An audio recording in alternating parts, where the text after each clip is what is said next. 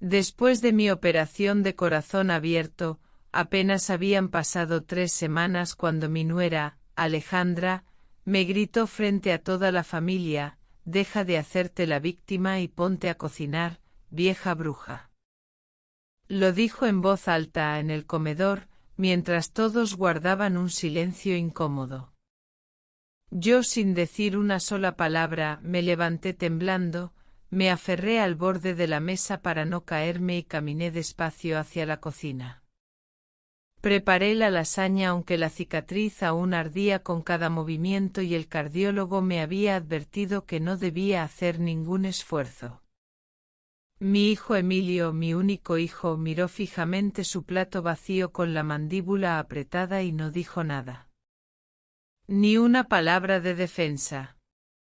Solo silencio. Ese mismo silencio que se había vuelto costumbre en los últimos años. Mientras cortaba el ajo con las manos temblorosas, recordé cómo todo empezó. Hace 8 años, cuando Emilio me presentó a Alejandra por primera vez, cociné su platillo favorito, carne al horno con papas al romero. Ella se inclinó hacia él y susurró lo suficientemente fuerte para que yo la oyera: «¿No me dijiste que tu mamá era tan del tipo ama de casa tradicional?» Sonrió, pero sus ojos estaban fríos. Lo dejé pasar. Pensé que era solo un comentario. Pero no lo fue. Con los años los comentarios se volvieron más frecuentes, más afilados. Cuando llevaba galletas caseras a su casa nueva, me decía: «Rosario, no tenías que complicarte tanto a tu edad». Cuando me ofrecía cuidar a los niños, respondía: «Tenemos niñera profesional». Los niños necesitan estructura, no caprichos de abuela. Cada frase dicha con una sonrisa dulce que no llegaba a los ojos. Y cada vez yo me hacía un poco más pequeña. Lo que más dolía no era solo Alejandra. Era ver cómo Emilio, el mismo niño que me traía dientes de león, y me decía que yo era su mejor amiga, se convirtió en un hombre que ya no me miraba a los ojos. El mismo que, después de que su padre nos abandonara por su secretaria joven, me abrazó y dijo: «Solo quedamos tú y yo, mamá. Vamos a cuidarnos el uno al otro». Cuando desapareció ese muchacho. Cuando permitió que su esposa me tratara así sin decir ni una palabra. Esa noche, después de servir la lasaña, mientras lavaba los platos sola con el pecho latiendo de dolor, sentí algo que llevaba años reprimiendo: rabia. No solo contra ella ni solo contra él, sino contra mí misma por haber permitido que esto se convirtiera en mi vida. Por haberme convertido en una herramienta conveniente, la abuela que cocina, la niñera gratuita, la que siempre está disponible aunque su cuerpo ya no pueda más. A las 3 de la mañana, con la cicatriz protestando en la oscuridad, tomé una decisión. No podía seguir así. Mi corazón había pasado por una cirugía, pero la herida más profunda era otra: años de sentirme invisible, de ser disminuida, de ver cómo mi hijo se alejaba sin que yo pudiera detenerlo. Al día siguiente hablé con el doctor Morales. Le conté todo. No solo el dolor físico, sino la cena, las exigencias, el patrón. Él me miró con seriedad y dijo: «Rosario, esto no es solo falta de consideración. Es un peligro real para tu recuperación. Tu corazón necesita tiempo para sanar, y el estrés que describes lo está desgastando más rápido de lo que debería. Esto no es egoísmo. Es sobrevivir». Me recetó descanso total, nada de cocinar, nada de limpiar, nada de cuidar niños. Y me preguntó: «¿Qué le dirías a una amiga si estuviera en tu lugar?». No tuve respuesta. Entonces entendí que tenía que empezar a tratarme con la misma compasión que siempre había dado a los demás. No fue fácil. Preparé comidas congeladas con instrucciones detalladas, escribí una nota clara y firme, empaqué una maleta pequeña y me fui 2 semanas a una cabaña frente al mar que me prestó la hermana de mi vecina Lupita. Dejé la nota pegada en la puerta principal. Queridos Emilio, Alejandra y niños, me estoy tomando un tiempo para concentrarme en mi recuperación siguiendo las indicaciones del médico. Necesito descanso absoluto. Hay comidas listas en el congelador con instrucciones. Los quiero mucho. Volveré pronto. Mamá /diagonal abuela /diagonal Rosario. Cuando llegué a la cabaña, el silencio del mar fue lo primero que sentí como un regalo. Dormí profundamente por primera vez en años. Leí novelas de misterio. Vi salir el sol todas las mañanas desde la terraza. Poco a poco, la tensión se fue soltando de mi cuerpo. Los mensajes y llamadas empezaron casi de inmediato.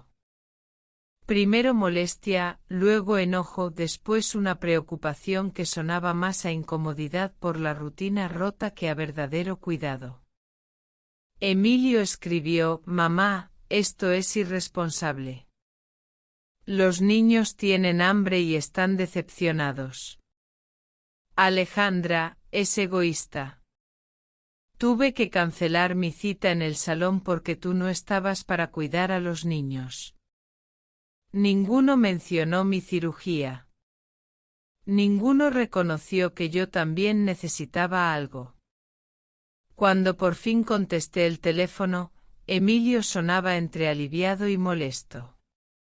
¿Por qué te fuiste así? ¿Por qué no nos dijiste? Le recordé la nota.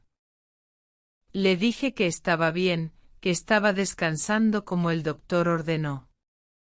Y cuando empezó a hablar de que me necesitaban para las cenas de los domingos y para cuidar a los niños el fin de semana siguiente, le respondí con una calma que me sorprendió: no regresaré hasta el día 22.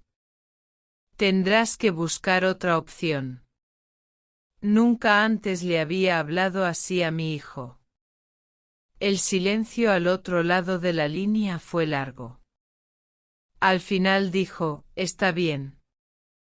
No era una disculpa, pero era un comienzo. Volví exactamente el día que prometí. La casa estaba en silencio. Sobre el porche encontré una canasta de frutas que me enviaron los compañeros de trabajo de Emilio con una nota cariñosa deseándome pronta recuperación. Entré, dejé la maleta y esperé. Cuando llegaron esa tarde, trajeron comida china para llevar. Alejandra me saludó con un beso al aire y dijo: «¿Te ves descansada?».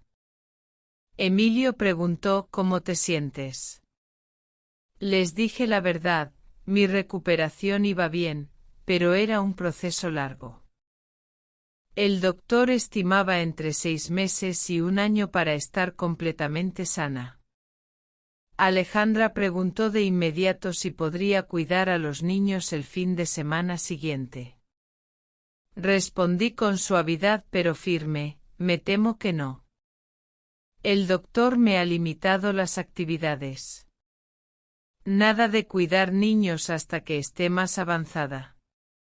Se hizo un silencio tenso. Durante la cena hablé poco. Los niños me abrazaron con cariño verdadero. Renata preguntó cómo era la playa.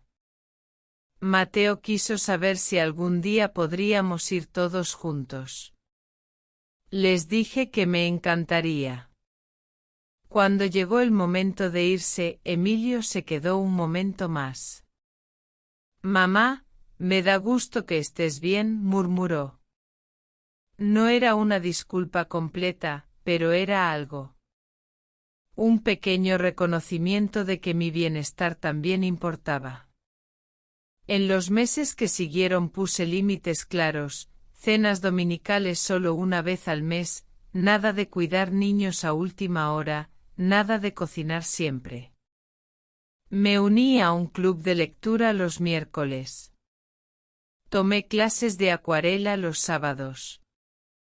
Retomé amistades que había dejado de lado. No fue fácil.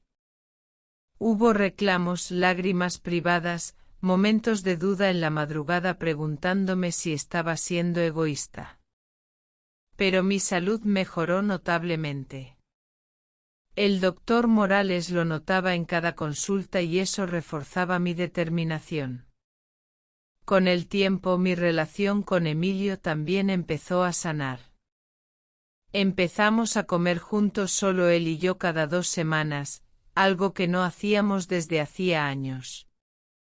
En uno de esos almuerzos 6 meses después de mi partida, me dijo en voz baja, no me había dado cuenta de cuánto te dimos por sentado hasta que ya no estabas. Alejandra y yo hemos tenido algunos problemas. Estamos yendo a terapia. Creo que está ayudando.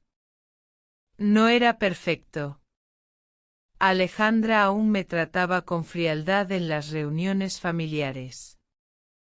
Los niños a veces se quejaban de que ya no era tan disponible. Pero cuando sentía que la fuerza de las costumbres antiguas casi me arrastraba de nuevo, miraba mi agenda llena de mis propios compromisos, mis propios intereses, mi propia vida, y recordaba esa cabaña frente al mar. Recordaba a la mujer que por primera vez en décadas, entendió que cuidarse a sí misma no era egoísmo. Era necesario. 6 meses después de la cirugía, ya no solo estaba sobreviviendo. Estaba viviendo. Y eso lo cambió todo.